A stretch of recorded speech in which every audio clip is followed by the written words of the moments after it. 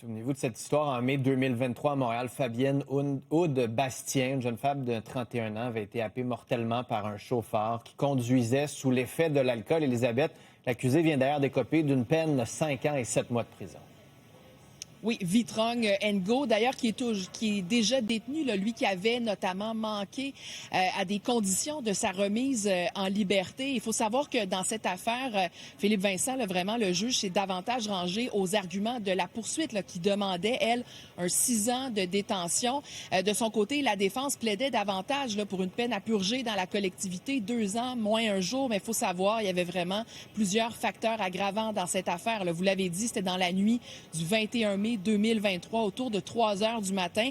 L'accusé, à ce moment-là, là, qui circule donc dans une zone de 50 à 80 km/h et son taux d'alcool là, frôlait 3 fois la limite permise. Imaginez, lorsqu'il a brûlé un feu rouge, est allé percuter un véhicule qui, lui, donc, a happé justement la victime, Fabienne Aude Bastien, qui est décédée. Il y a eu aussi là, 2 autres victimes gravement blessées, là, des gens qui étaient à bord du véhicule qui a été happé.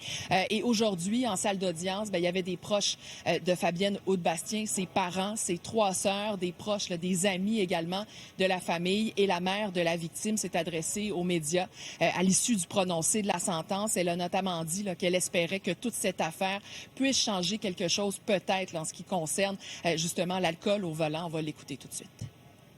Il n'y a rien qui va satisfaire ou combler la perte d'un enfant.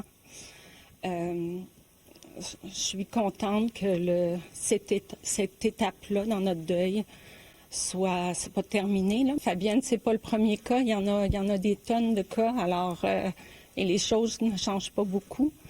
Mais tu sais, je pense que c'est la même chose de toute notre famille. On traverse plus un coin de rue sans penser à Fabienne.